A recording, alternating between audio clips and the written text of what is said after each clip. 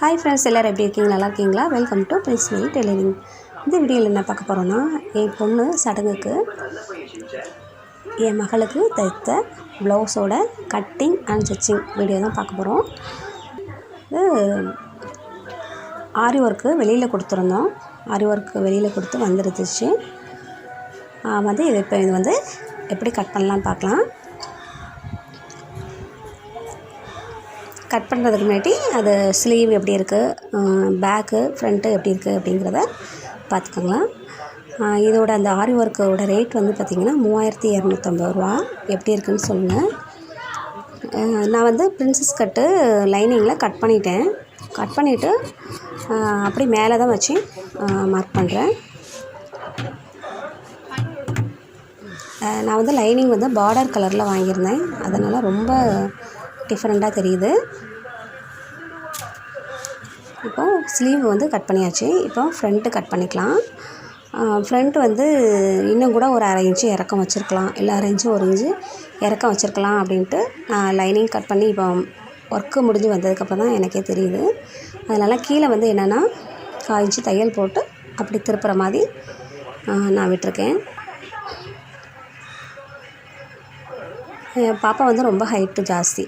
அதனால் வந்து ஹைட்டு எப்போதுமே இந்த ப்ளவுஸ் வந்து நம்ம இந்த ஃபங்க்ஷனோட முடியாமல் ரொம்ப நாள் நம்ம வச்சுருக்கணும். ரொம்ப நாள் அவள் யூஸ் பண்ணணும்.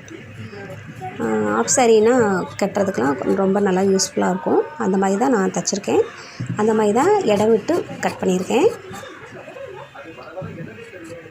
அதாவது 30 இன்ச் அளவு ப்ளவுஸு இப்போது 32 இன்ச்சுக்கு நான் வந்து மெஷர்மெண்ட் பண்ணி கட் பண்ணி தைச்சிருக்கேன். தைச்சிட்டு மறுபடியும் எக்ஸ்ட்ரா ஒரு 2 தையல் போட்டேன். நீங்களும் ஏதாவது ஒரு சின்ன குழந்தைங்களுக்கு, அதாவது சின்ன பிள்ளைங்களுக்கு ஆஃப் சாரியோ இல்லை சாரியோ தைச்சி, அதாவது ரொம்ப ஒல்லியாக இருக்கிறவங்களுக்கு அந்த மாதிரி தைச்சிங்கன்னா அவங்க வந்து திடீர்னு எப்போனாலும் அது பிள்ளைங்க வளர வளர சேஞ்ச் ஆகும் அப்படின்னிங்கன்னா இந்த மாதிரி தைங்க. அதாவது 32 சைஸுனால் 34 சைஸாக அந்த மாதிரி தைச்சிட்டிங்கன்னா கூட கொஞ்ச நாள் வரும். இது நான் ஒரு குறைஞ்சபட்சம் எனக்கு ஒரு 4 வருஷமாவது வரணுங்கிற மாதிரி அந்த மாதிரி தைச்சிருக்கேன். அதே நேரத்தில் ஃபங்க்ஷன் அன்னைக்கு லூஸாகவும் இருந்தாலும் நல்லா இருக்காது இல்லைங்களா? அப்பவும் கரெக்டாக இருக்கணும். அதை ஏம் பண்ணி தான் தைச்சிருக்கேன். எனக்கு வந்து போன் நெக்கு தைக்கணும், போன் நெக்கில் வந்து ஒர்க்கு ஆரி ஒர்க்கு போட்டு தைக்கணும் அப்படின்னு ஒரு ஆசை. அந்த மாதிரி தைக்கிறதுக்கும் ஆசை. அது என்னன்னா வந்து ரொம்ப ஷோல்டர்கிட்ட ஒடுங்கி வர மாதிரி இருக்கும். அதனால் நார்மலாகவே தைச்சிருங்கன்னு சொல்லி எல்லாருமே சொன்னாங்க. இப்போ வந்து ஃப்ரண்ட்டு வந்து கட்டிங் போடும்போது அப்படியே நாட்டுக்கும் எடுத்துட்டேன். பாப்பாவுக்கு வந்து ப்ளவுஸ் வந்து கரெக்டாக தான் இருந்தது. கொஞ்சம் தான் பிட்டு துணி கொஞ்சோண்டு தான் மீதி வந்துச்சு. நான் அதை தனியாக எடுத்து வச்சுருக்கேன் பத்திரமா, எதுக்காவது யூஸ் ஆகும் அப்படின்ட்டு. ஏன்னா இதேமாரி பட்டு கிளாத்தில் மறுபடியும் ஏதாவது அட்டாச் பண்ணணுன்னாவோ இல்லை ஏதோ ஒன்று பண்ணணுன்னாலும் மறுபடியும் துணி கிடைக்காது. அதனால் இவ்வளோ தான் மீதி துணி, இதை தனியாக எடுத்து வச்சுருக்கேன். இப்போ பாருங்கள், இது பேக்கு, ஸ்லீவு, ஃப்ரண்ட்டு கட்டிங் முடிஞ்சிச்சு. இப்போ எப்படி தைக்கலாங்கிறத பார்க்கலாம்.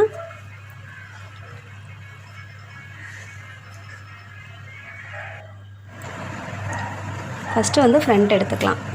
ஃப்ரண்ட்டில் வந்து எப்போதுமே தைக்கும் போது வந்து சென்டரை மார்க் பண்ணிக்கோங்க. சென்டரை மார்க் பண்ணிக்கிட்டிங்கன்னா கரெக்டாக இருக்கும். அந்த ஃப்ரண்ட்டில் வந்து அந்த கொடுத்துருக்காங்க பாருங்கள், அது வந்து நாட்டில் ஹேங்கிங்கில் வைக்கிறதுக்காக நான் தனியாக இது எக்ஸ்ட்ரா கேட்டிருந்தேன். எக்ஸ்ட்ரா கேட்டதுனால இதுக்கே 150 போட்டிருக்காங்க. சென்டரில் வந்து மேலே மார்க் பண்ணியாச்சு. இதையும் மடக்கிட்டு டிசி வச்சு மார்க் பண்ணிக்கோங்க. லைனிங்லேயும் மார்க் பண்ணிக்கோங்க. இப்போ சென்டரை கனெக்ட் பண்ணிவிட்டு நீங்கள் வந்து குண்டூசி இல்லை ஊக்கு அந்த மாதிரி எதாவது ஒன்று ஒரு அங்கங்கே உங்களுக்கு தையல் எங்கெங்கே தோணுதோ அந்த மாதிரி நான் சென்டரில் மட்டும் ஒரு பென் குத்திருக்கேன். கரெக்டாக அந்த 1/4 இன்ச்சு அளவு இந்த ஷோல்டரும் இதுவும் வருதான்னு பார்த்துக்கோங்க.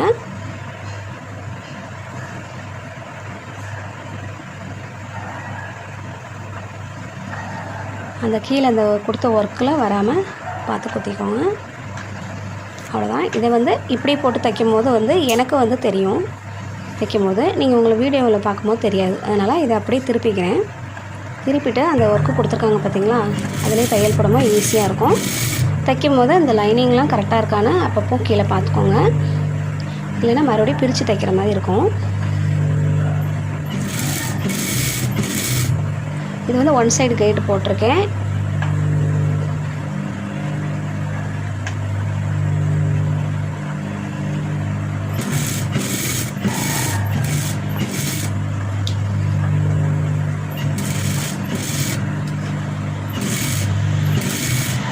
கொஞ்சம் நிதானமாக டைம் கொடுத்து பார்த்து தைச்சேன் பாப்பாவுக்கு. அது தைக்கும் போது அது ரொம்ப அது ஒரு சந்தோஷம். அது எப்படின்னு எனக்கு சொல்ல தெரியல.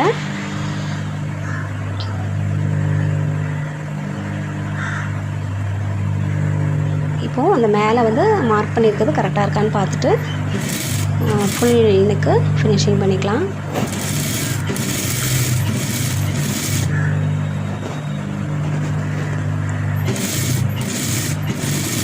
தச்சு முடிச்சதுக்கப்புறம் பின்னால் லைனிங் வந்து கரெக்டாக இருக்கான்னு பார்த்துக்கணும். அப்போ கரெக்டாக இருக்குது. இந்த அளவுலேருந்து கரெக்டாக 1/4 இன்ச்சு அளவில் கட் பண்ணிக்கலாம்.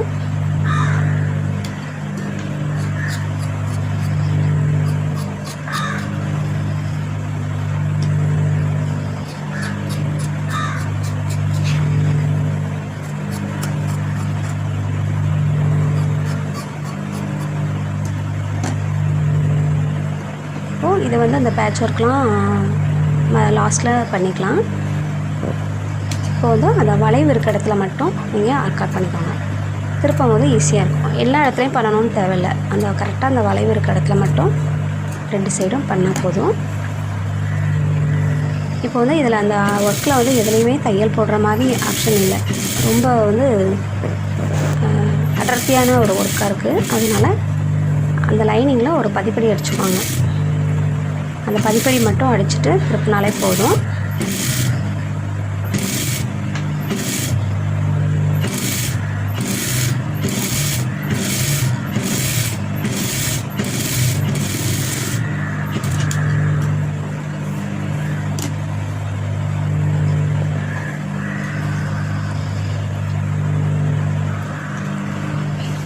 அந்த பதிப்படி அடித்தும் உங்களுக்கு தையல் தெரியுது அப்படின்னா அந்த பதிப்படி வந்து காய்ஞ்சி தைச்சிட்டு மறுபடியும் அது பக்கத்துலேயே இன்னொரு தையல் போட்டிங்கன்னா அந்த லைனிங் துணி வந்து வெளியில் வராமல் இருக்கும். இப்போ தைச்சி முடிச்சுட்டு கரெக்டாக நம்ம அதை எடுத்து வச்சுட்டு சைடெல்லாம் தையல் போட்டுடலாம்.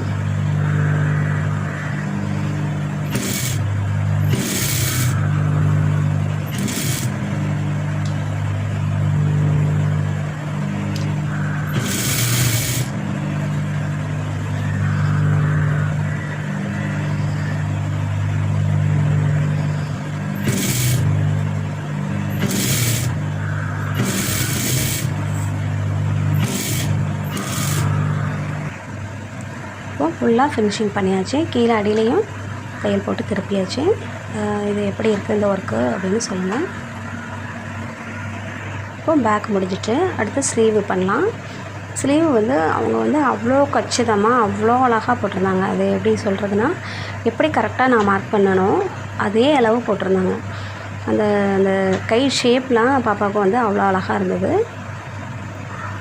அந்த கீழேருந்து அந்த மேலே லைன்லாம் கரெக்டாக போட்டிருந்தாங்க. அதாவது இப்போது தையல் போடுறதுக்கு ரொம்ப ரொம்ப ஈஸியாக இருந்தது. அதாவது சிலவங்க வந்து அதிகமாக போட்டுருவாங்க, இல்லைனா ஒர்க்கு அங்கங்கே இருக்கும்.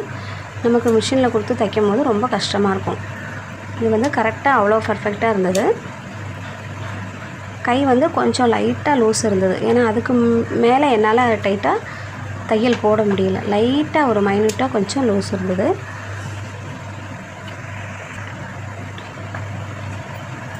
இது கையோட லென்த்து பார்த்திங்கன்னா 11 இன்ச்சு.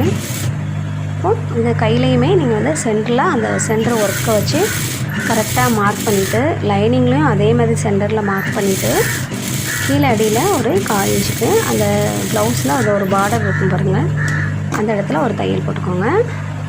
கையில் வந்து கவக்காவாக வளைவு இருக்குது, ஆனால் அந்த வளைவில் தைக்க முடியல. ரொம்ப குட்டியான வளைவு தான். அதனால் நான் ஸ்ட்ரெயிட்டாகவே தைச்சிட்டேன். தைச்சிட்டு அதே மாதிரி லைனிங்கில் ஒரு பதிப்படி அடிச்சிடுங்க. அது ஒரு வாட்டி தைச்சிட்டு, ஏன்னா மறுபடியும் இதில் திருப்பி தைக்கிறதுக்கு ஒர்க்கு வந்து ரொம்ப அதிகமாக இருக்குது. அந்த பீட்ஸ் மேலே தைக்க முடியாது. அதனால் இந்த லைனிங்கில் மறுபடியும் ஒரு 1/4 இன்ச்சுக்கு இன்னொரு தையல் போடுறேன். இதே மாதிரி தான் உங்களுக்கு தேவைப்பட்டுச்சுன்னா நெக்லேயும் போட்டுக்கோங்க.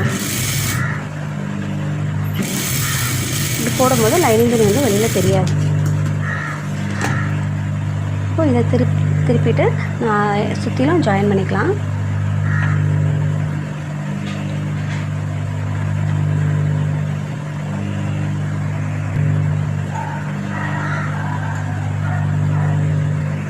இப்போ அந்த தையல் போடுற இடம் உங்களுக்கே தெரியும். கரெக்டாக அந்த மார்க் பண்ணுறது, அந்த ஒர்க் போட்டிருக்கிறது எல்லாமே உங்களுக்கு தெரியும். இப்போது ஸ்லீவ் வந்து ரெடி ஆயிடுச்சு. இப்போது ஃப்ரண்ட்டு எப்படி தைக்கலான்னு பார்க்கலாம். ஃப்ரண்ட்டில் வந்து நான் 2 பக்கம் கொடுக்கணும்னு நினச்சேன். அது கொஞ்சம் கூட எக்ஸ்ட்ரா ஒரு அமௌண்ட் ஆச்சு. அதனால் ஃப்ரண்ட்டில் வேண்டாம், அதாவது சாரீ ஏதாவது மாற்றி கட்டணுன்னா ஃப்ரண்ட்டில் வந்து ஒரு சைடு போடலாம் அப்படின்னு நினச்சிருந்தேன். ஆனால் அப்புறம் அவங்க அதுக்கு எக்ஸ்ட்ரா ஒரு 500 ரூபா அந்த மாதிரி ஆகுங்கிறதுனால நான் வந்து அந்த ஒர்க்கு போடலை. ஒன் சைடு மட்டும் தான் போட்டிருக்கேன். இது ப்ரின்சஸ் கட்டு ப்ளவுஸு, ஃப்ரண்ட் ஓப்பன் தான். இப்போது ஃப்ரண்ட்டில் அதே மாதிரி ஒரு 1/4 இன்ச் அளவில் தையல் போட்டு வந்துடலாம். ஃப்ரண்ட் வந்து கரெக்டாக அந்த மார்க் பண்ணியிருக்கிறதுக்கு ஏற்ற மாதிரியே அழகாக கட் பண்ணிக்கோங்க. கொஞ்சம் கேப் விட்டே கட் பண்ணுங்கள். ஃப்ரண்ட்டு கட் பண்ணும்போது வந்து ரொம்ப கவனமாக இது பண்ணணும். கொஞ்சம் பத்தலைனாலும் நல்லா இருக்காது. இப்போ அந்த வளைவில் மட்டும் ஒர்க் அவுட் பண்ணிவிட்டு அதேமாதிரி ஒரு பதிப்படி போட்டுடலாம். இது எனக்கு அந்த ஒர்க்கில் தையல் வேணும் அப்படின்னு கேட்டிங்கன்னா, இப்போ இது வந்து ஒரு 1.25 இன்ச்சில் இருக்குது ஒர்க்கு. அந்த 1.25 இன்ச்சு லாஸ்ட்டு முடிகிற இன்ச்சு இருக்குது இல்லைங்களா, அதில் தையல் போடலாம். இப்போ இதில் வந்து வளைவாக கேவாக இருக்கும். அந்த கேவில் கரெக்டாக கனெக்ட் பண்ணி தையல் போட்டிங்கன்னா அந்த லைனிங் துணிலையும் ப்ளவுஸ் துணிலையும் சேர்த்து தையல் வந்துடும். நான் வந்து வேண்டாம் அப்படின்னு சொல்லிட்டு போடலை. இப்போ ப்ளவுஸ் ஃபுல்லாக ஒர்க்கு முடிஞ்சிச்சு. இது வந்து தைக்கும் போது ஃபுல்லாக நான் கையில் தான் இது தைச்சேன். தைக்கும் போது கொஞ்சம் கஷ்டமாக இருந்தது, திருப்ப முடியலை என்னால். அதனால் அந்த நாட் இருக்கிற இடத்துல மட்டும் நல்லா ரஃப் தையல் போட்டுட்டு அதுக்கப்புறம் ஃபுல்லும் சுற்றிலும் ஸ்லீவ் அதே சேம் கலர் த்ரெட்டு போட்டு கையில் தான் தைச்சேன். இதுதான் ஃபுல் ப்ளவுஸு. இந்த வீடியோ பிடிச்சிருந்ததுன்னா லைக் பண்ணுங்கள், ஷேர் பண்ணுங்கள், சப்ஸ்கிரைப் பண்ணாதவங்க சப்ஸ்கிரைப் பண்ணுங்கள். பாய், தேங்க்யூ.